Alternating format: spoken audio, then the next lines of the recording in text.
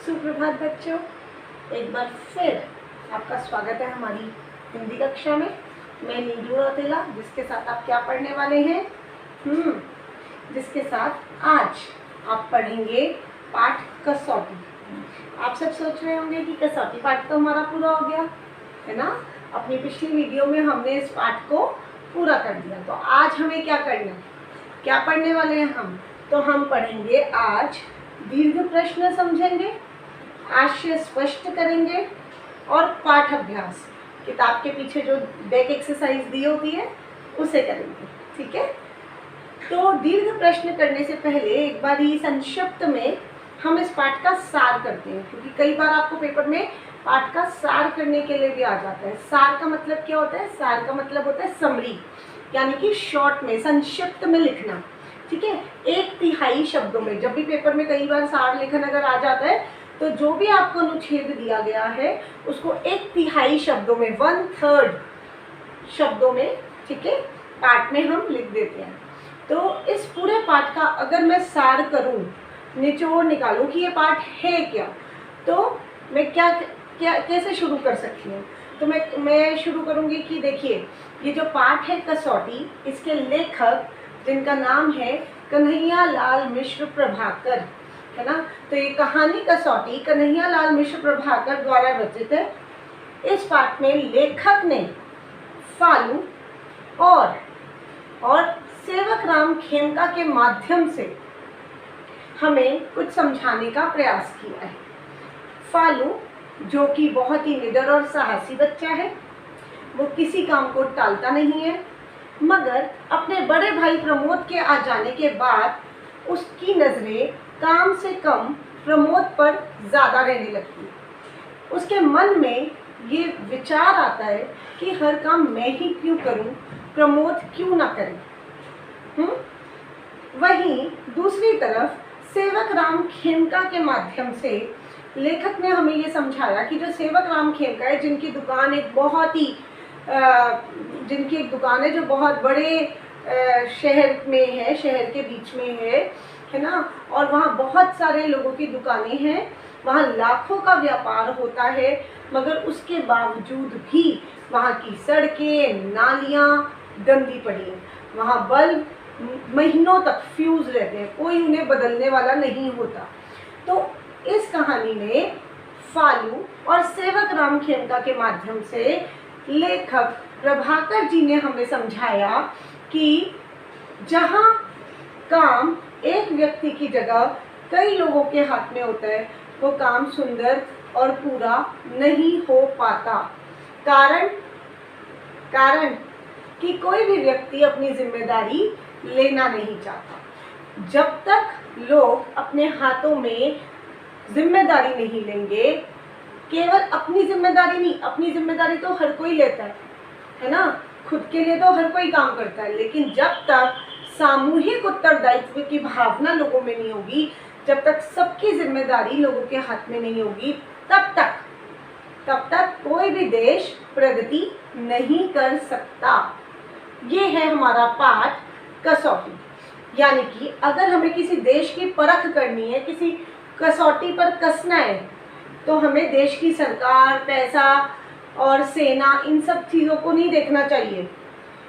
कोई देश कैसा है, किसी देश के पास कितनी शक्ति है, कितना बल है, ये देखने के लिए हमें वहाँ के लोगों के, नागरिकों को देखना चाहिए कि वहाँ के नागरिक कैसे हैं।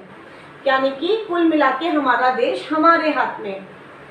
ठीक है, हमारे देश का नाम हमसे होगा, हमारे देश की सरकार से नहीं। इसीलिए सरकार को दोष देना बंद और खुद अपने कर्तव्यों का पालन करना शुरू करना है हमें।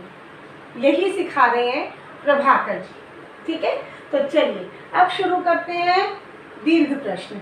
ये दोनों प्रश्न आपकी किताब में बिल्कुल आखिरी में जहाँ प्रश्न उत्तर दिए होते हैं उसके आखिरी 2 प्रश्न हैं। ठीक है, वहाँ भी आपको मिलेंगे। ये पहला प्रश्न है आपका, आप ऐसे ही हेडिंग डालेंगे, जहाँ अभी तक आपने 5 लघु प्रश्न किए, उसी के नीचे डेट डालेंगे, हेडिंग डालेंगे दीर्घ प्रश्न। प्रश्न आपका है, जिस काम को एक आदमी करता है उसे 2 करने लगे तो वह पहले से जल्दी और सुंदर होना चाहिए, पर होता नहीं ऐसा, ऐसा होता नहीं है। इसका कारण स्पष्ट कीजिए, यानी कि हमें कारण बताना है कि क्यों ऐसा, है ना, क्यों नहीं होता। जब एक काम को एक आदमी करता है तब तो काम होता है, लेकिन अगर दो आदमी उस काम को करने लगे या दो से ज़्यादा करने लगे तो वो काम सुंदर नहीं होता। क्यों? क्योंकि लोगों के अंदर किसका अभाव है? सामूहिक उत्तरदायित्व की भावना का। लोग मिलकर एक साथ काम करना नहीं चाहते। लोग एक दूसरे पर काम क्या करते रहते हैं? टरकाते रहते हैं कि दूसरा करेगा, तीसरा करेगा, इसीलिए काम सुंदर और जल्दी नहीं हो पाता। तो आप इसको कितनी पंक्तियों में लिखेंगे? कम से कम 7 से 8 पंक्तियों में आप लिखेंगे। हाँ, ये बात बिल्कुल सही है कि अगर एक आदमी की जगह ज़्यादा लोग उस काम को करने लगे तो वो और सुंदर होना चाहिए, मगर हमारा दुर्भाग्य है कि ऐसा हो नहीं पाता। ठीक है, फिर अपना रीज़न बताएंगे कि क्यों नहीं हो पाता, कारण बताएंगे। फिर दूसरा प्रश्न है, किसी भी राष्ट्र के जीवित होने की सर्वोत्तम कसौटी क्या है? यानी कि अगर आपको देखना है कि कोई देश जीवित है या नहीं, तो आप किस चीज़ को देखेंगे? तो सबसे बढ़िया जो कसौटी है वो क्या है? किस लेवल पर हम जज करेंगे, जांचेंगे कि वहाँ के नागरिक कैसे हैं, उनके अंदर सामूहिक उत्तरदायित्व की भावना है या नहीं, वो लोग अपने कर्तव्यों के प्रति सतर्क हैं या नहीं। ठीक है, तो इस तरीके से इसको भी अपने शब्दों में आप बनाकर लिखेंगे। ये हैं आपके 2 दीर्घ प्रश्न जो आपका आज का गृह कार्य है, जिसे आपने कॉपी में करना है। उसके बाद आशय स्पष्ट कीजिए। आपकी किताब में प्रश्न नंबर 2 पे 2 आशय स्पष्ट दिए हैं। ठीक है, पहला वाला जो आशय स्पष्ट है वो इसी का उत्तर है। ठीक है, वो जो है वो इसी में एक्सप्लेन हो जाएगा, तो उसे करने की ज़रूरत नहीं है। जो दूसरा वाला आपका है प्रश्न नंबर 2 का ख पाठ, ठीक है, वो आपने कॉपी में करना है। तो वो ख पाठ कौन सा है आपका? आप माँ तो बन गई पर आपको माँ बनना नहीं आया। अभी तक देश गुलाम था सो निभ गई, पर अब तो देश स्वतंत्र है। ठीक है, तो मैंने आपको कहा था ना कि किताब के बीच की कोई भी पंक्ति आ सकती है। आशय स्पष्ट करो। आशय स्पष्ट मतलब उसका अर्थ बताओ। तो जब भी पेपर में आशय स्पष्ट आता है या एग्जाम में आता है ना, तो आप कैसे करेंगे? शुरू कैसे करेंगे? आप लिखेंगे उपर्युक्त पंक्तियाँ। उपर्युक्त मतलब जो ऊपर दी गई है। ठीक है, उपर्युक्त, आप इसकी जगह ये भी लिख सकते हैं ये पंक्तियाँ। ठीक है, तो उपर्युक्त पंक्तियाँ कसौटी पाठ से ली गई हैं। पाठ का नाम बताएंगे पहले, जिसमें लेखक का नाम बताएंगे, जिसमें लेखक कन्हैया लाल मिश्र प्रभाकर यह समझाना चाहते हैं, यह कहना चाहते हैं कि, अच्छा अब वो किसे कह रहे हैं? जो पंक्तियां हैं उस हिसाब से हम ये नहीं लिखेंगे कि यह कहना चाहते हैं, हम लिखेंगे कि जिसमें लेखक कन्हैया लाल मिश्र प्रभाकर उन 2 अमीर बच्चों की जो पार्क में खेलने आए थे मगर वो खेलने से डर रहे थे, उनके नौकर को ये कहते हैं कि, है ना, तो ये पंक्ति कब कही गई, किससे कही, लेखक ने, हमें वो भी बताना पड़ेगा। तो ये कहना चाहते हैं कि इनकी माँ को मेरा ये संदेश देना कि ये माँ बन गई, यानी कि इन्होंने बच्चों को जन्म दे दिया लेकिन माँ के कर्तव्यों का पूरी तरीके से पालन नहीं किया, क्योंकि अगर वो एक अच्छी माँ होती तो उनके बच्चे इतने डरपोक कायर नहीं होते, वो बहादुर होते, कम से कम खेलने से तो नहीं डरते, है ना। तो ये आप लिखेंगे। उसके बाद अभी तक तो देश गुलाम था, अभी तक तो हम परतंत्र देश में रह रहे थे, हमारा देश अंग्रेज़ों के कब्जे में था, हम गुलाम थे, सो निभ गई, डर के कमरों की 4 दीवारी में बंद रह के सबका समय निकल गया।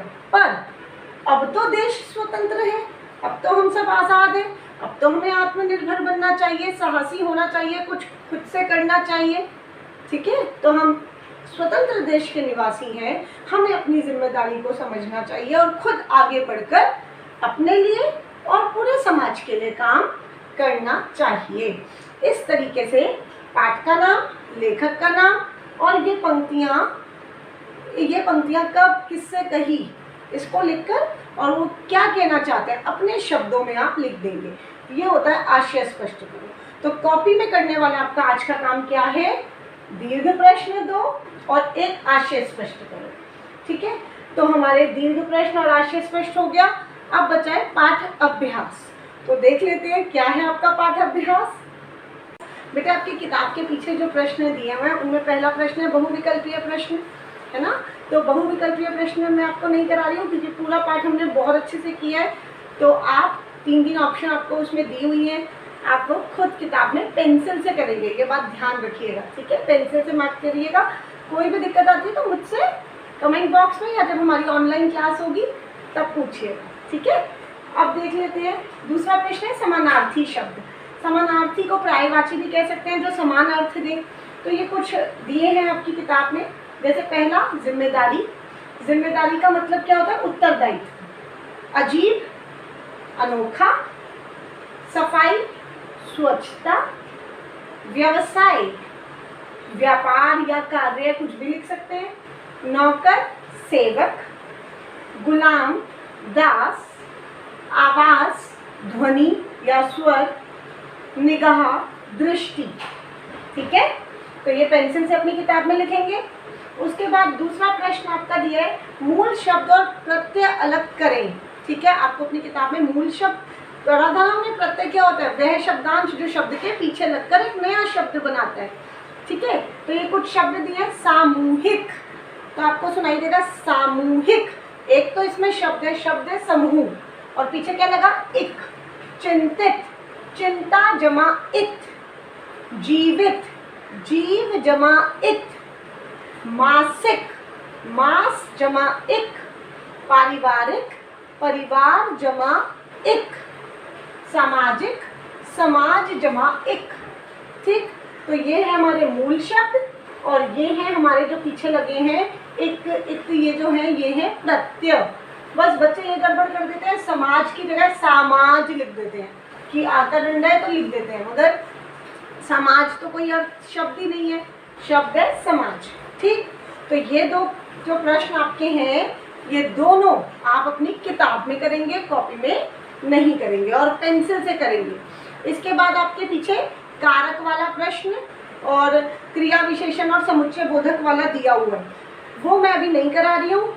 आप खुद से करना चाहें तो, क्योंकि आपने क्रिया विशेषण, संबंध बोधक ये सब पढ़ा हुआ है, कारक आपने पढ़े हैं, 8 भेद, कर्ता ने, कर्म को आपने पहले 6th और 7th में पढ़ा है।